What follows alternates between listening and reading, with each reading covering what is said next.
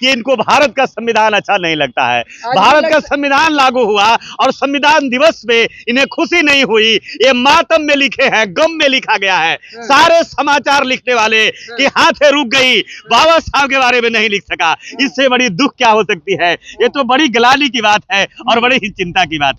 जिस दिन बड़ी मोटी बेड़ियों को काटा था छेनी और हथौड़ा लेकर के, और वो छेड़ी हथौड़ा का धार क्या था, वो भारत का संविधान था। शिक्षा का शेरनी का दूध नहीं पिया है, वो जीवन में मोगड़ा रहे, कभी वो दहाड़ नहीं पाएगा, वो शेर नहीं बन पाएगा, बकरी होगा, हमेशा शिकार बनेगा। वो दलितों का बारात आता था तो बारात के बाजे बंद कर दिए जाते थे। जब तालाब जिसमें जानवर को पेशाब करने का, पैखाना करने का इजाजत था, लेकिन दलित तालाब से पानी नहीं पी सकता। कुआं में मेढक, मछली, गंदगी, कीड़े मकोड़े सब जा सकते उसमें, लेकिन दलितों को कुआं बाल्टी में जाने से रोक लगा दी गई थी। कि बाबा साहब के संविधान और बाबा साहब में कितनी गर्मी होगी। बाबा साहब के लौ के सामने नहीं टिक पाएगा। मनुवादी लोगों, ये तो जब तुम अछूत, तेरे भगवान दलितों से अछूत हो जाते हैं, तो बाबा साहब के अगर टकराओगे तुम्हारी क्या हाल हो। इसमें शंभू के साथ क्या हुआ, आप रिपोर्ट निकालिए कि इस देश में एकलव्य के साथ क्या हुआ। आप रिपोर्ट निकालिए कि इस देश में सीता के साथ क्या हुआ। इनका जो भी व्यवस्था है, जो मनु का संविधान है, देश में दो संविधान की लड़ाई है, एक मनु का संविधान और एक बाबा साहब अम्बेडकर का संविधान। तो कल जो सम्मान का दिन था वो बाबा साहब अम्बेडकर के संविधान का दिन था, जिसे मनु के संविधान में बदलने का कोशिश किया गया। ये मनु की संविधान वाली बात है। मनुवादी मीडिया ने, जातिवादी मीडिया ने हसुआ के ब्याह में खुरपी का गीत, लोग गोदी मीडिया इन्हें कहते हैं। अगर मीडिया की थोड़ी सी भी इनके अंदर अंश होती, पत्रकारिता का थोड़ा सा भी इनके अंदर अगर एक रत्ती भी स्वाभिमान होता, तो आज बाबा साहब के बारे में जरूर लिखता। लेकिन इस देश में वेद को मानने वाले, छुआछूत को मानने वाले, अस्पृश्यता को मारने वाले, ऊंच नीच को मानने वाले, छोटा बड़ा को मानने वाले ने साबित कर दिया। आज हम बात करने वाले हैं 26 नवंबर को सबसे बड़ा दिन कहा जाता है विश्व को सबसे बड़ा दिन, जिस दिन जो है संविधान भारत का बना था। लेकिन यहाँ का जो पत्रकार है, जो बड़े जो चैनल है जिसे कहा जाता है, वो एक भी चैनल पे बाबा साहब के बारे में नहीं चलता है, बाबा साहब के बारे में विशेषता में नहीं बताया जाता है। और बिहार में जो कहा जाता है मुख्यमंत्री नीतीश कुमार बिहार संसद लगाते हैं, उसमें जो है दलितों के साथ में किस तरह से भेदभाव। राजेंद्र यादव जी हैं, आइए हम जानते हैं कैसे हैं सर, पहले ये बताइए आप। देखिए, आपको चैनल को, परिवार को और साथ साथ सारे दर्शकों को, सारे व्यूवर्स को बहुत बहुत धन्यवाद देता हूँ। जहाँ तक रही बात कल के जो भीम संसद के बारे में, जी सर, और मीडिया की जो खासकर रोल रही और भूमिका रही, उसमें स्पष्ट रूप से मैं बता देना चाहूंगा कि कल मीडिया ने श्री नीतीश कुमार जी का विरोध किया है, बहिष्कार किया है, क्योंकि जिस उद्देश्य से भीम संसद को लगाया गया था, बाबा साहब के विचारों को आगे बढ़ाने के लिए, बाबा साहब के संविधान के सम्मान में लगाया गया था, भारत के संविधान के सम्मान में लगाया गया था। ये मनुवादी मीडिया ने, जातिवादी मीडिया ने हसुआ के ब्याह में खुरपी का गीत गाया। हम जो लगाए थे कल का कार्यक्रम, हमें जो बनाया गया था, सारे समाचार पत्रों ने बिहार के विशेष राज्य के दर्जा देकर नीतीश कुमार जी को ठगने का काम किया है, इनको फुसलाने का काम किया है। नीतीश कुमार जी इतने बेवकूफ आदमी नहीं है। नीतीश कुमार जी पेशे से इंजीनियर आदमी हैं, आपको मालूम है, पढ़ा लिखा व्यक्ति है। नीतीश कुमार जी को समझ में आ गया होगा, लेकिन मीडिया का चरित्र भी, मीडिया का चाल चरित्र दोनों सामने आ गया। समझ में आ गया कि कैसे लोग गोदी मीडिया इन्हें कहते हैं। अगर मीडिया की थोड़ी सी भी इनके अंदर अंश होती, पत्रकारिता का थोड़ा सा भी इनके अंदर अगर एक रत्ती भी स्वाभिमान होता, तो आज बाबा साहब के बारे में जरूर लिखता। लेकिन इस देश में वेद को मानने वाले, छुआछूत को मानने वाले, अस्पृश्यता को मारने वाले, ऊंच नीच को मानने वाले, छोटा बड़ा को मानने वाले ने साबित कर दिया कि इनको भारत का संविधान अच्छा नहीं लगता है। भारत का संविधान लागू हुआ और संविधान दिवस में इन्हें खुशी नहीं हुई। ये मातम में लिखे हैं, गम में लिखा गया है। सारे समाचार लिखने वाले कि हाथे रुक गई, बाबा साहब के बारे में नहीं लिख सका। इससे बड़ी दुख क्या हो सकती है। ये तो बड़ी गलानी की बात है और बड़ी ही चिंता की बात है। तो सर, जो भी आप कह रहे हैं कि आज भी जो है संविधान से छुआछूत लोग करते हैं। अगर संविधान से छुआछूत नहीं करते तो आप पता लगा लीजिए कि बहुत ज्यादा दिन नहीं है। 3 महीना पहले महामहिम राष्ट्रपति महोदया द्रौपदी मुर्मू जी मंदिर में पूजा करने गई थी, लेकिन मंदिर के 50 मीटर पहले गर्भगृह में पहुंचने से पहले वहां पुलिस वालों ने उन्हें रोक दिया और कहा उनके पुजारी आकर कि मैडम आप मंदिर के गर्भगृह में नहीं जा सकती क्योंकि आप विधवा हो और आप आदिवासी जाति से हो, शूद्रों को भगवान को छूने का अधिकार नहीं है। अब ये बताओ, यही सच्चाई है मनु मीडिया का, यही सच्चाई है ब्राह्मणवाद का, यही सच्चाई है इस देश में देवी देवताओं का। ये सच्चाई है। जिस देश का मीडिया, जिस देश का ब्राह्मण, जिस देश का देवी देवता शूद्रों से अछूत हो जाता है, छोटे जातियों से अछूत हो जाता है, छोटे जातियों के मकान को ये क्या बोलते हैं गोमूत्र भीग करके छीट करके शुद्ध करता हो, तो आप समझ सकते हैं जिनके भक्तों में बाबा साहब के चाहने वाले, बाबा साहब के जाति के लोग, जो जिसको छू देता है वो अछूत हो जाता है। तो आप समझ सकते हैं कि बाबा साहब के संविधान और बाबा साहब में कितनी गर्मी होगी। बाबा साहब के लोगों के सामने नहीं टिक पाएगा। मनुवादी लोगों, ये तो जब तुम अछूत, तेरे भगवान दलितों से अछूत हो जाते हैं, तो बाबा साहब के अगर टकराओगे तुम्हारी क्या हाल होगी, सोच सकते हैं। ये मैं नहीं कह रहा हूं, आप निकालिए जो इस देश में शंभू के साथ क्या हुआ, आप रिपोर्ट निकालिए कि इस देश में एकलव्य के साथ क्या हुआ, आप रिपोर्ट निकालिए कि इस देश में सीता के साथ क्या हुआ। इनका जो भी व्यवस्था है, जो मनु का संविधान है, देश में 2 संविधान की लड़ाई है, एक मनु का संविधान और एक बाबा साहब अम्बेडकर का संविधान। तो कल जो सम्मान का दिन था वो बाबा साहब अम्बेडकर के संविधान का दिन था, जिसे मनु के संविधान में बदलने का कोशिश किया गया। ये मनु की संविधान वाली बात है। बाबा साहब के कारण बस जो है बाबा साहब को संविधान के बारे में, विशेषता के बारे में नहीं दर्शाया गया और नहीं बताया गया। अच्छा बताइए, दर्द होगा कि नहीं होगा?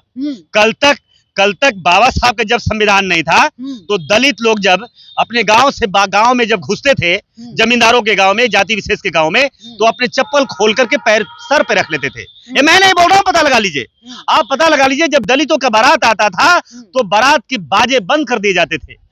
जब तालाब जिसमें जानवर को पेशाब करने का, पैखाना करने का इजाजत था, लेकिन दलित तालाब से पानी नहीं पी सकता। कुआं में मेढक, मछली, गंदगी, कीड़े मकोड़े सब जा सकते हैं उसमें, लेकिन दलितों को कुआं बाल्टी में जाने से रोक लगा दी गई थी। आप सोच सकते हैं ये बात को। तो उनको तो बड़ा दर्द होगा कि नहीं दर्द होगा? आज उनको दर्द हो गया है कि देश में संविधान लाके तो बाबा साहब ने ऊंच नीच खत्म कर दिया, छोटा बड़ा खत्म कर दिया, शूद्रों को बड़ा आगे कर दिया, कमजोर लोगों को आगे कर दिया। इस देश में बाघ और बकरी एक घाट पर पानी पीने की तैयारी कर रहा है। तो ये अगर किसी का देन है तो मनु की देन नहीं है, ये जो देन है बाबा साहब अम्बेडकर की देन है। ये बाबा साहब अम्बेडकर, ये जो 26 तारीख है वो ऐतिहासिक दिन है जिस दिन बड़ी मोटी बेड़ियों को काटा था, छेनी और हथौड़ा लेकर के, और वो छेड़ी हथौड़ा का धार क्या था? वो भारत का संविधान था। एक लास्ट सवाल है सर आपसे, मैं जानना चाहते हैं, जो पिछड़े समाज का नेता होते हैं वो जो है उसी बेड़ियाओं को जो है आज भी बांधने की कोशिश करते हैं, उसके लिए क्या कुछ कहिएगा? देखिए, जो पिछड़े समाज के नेता हैं वो गुलाम जन्म लिए हैं, तो गुलामी में है। ज्योतिबा फुले ने कहा था, और आज भी पढ़ लीजिए गुलामगिरी पुस्तक को, कि जिस गुलाम को गुलामी का एहसास हो जाएगा तो अगर कितने भी मोटी बेड़ी होगी उसको तोड़कर वो बाहर हो जाएगा। लेकिन आप जिसके बारे में कहना चाहते हैं, इशारों में मैं समझ रहा हूँ, मुझे भी समझ में आ रही है, उनको अभी तक गुलामी का एहसास नहीं हुआ है। उनको गुलामगिरी पढ़ाइए, उनके बाबा साहब का संविधान पढ़ाइए, और उनको मालूम हो जाएगा। जरा अपने बाप दादा का हिस्ट्री को जरा पढ़ लें कि इनके बाप दादा कैसे पीड़ित रहे हैं। आज तो चिराग पासवान जी भी बड़े खुशी में कह रहे हैं कि हनुमानम है, जो बाबा साहब की तस्वीरों से घिरना हो गया।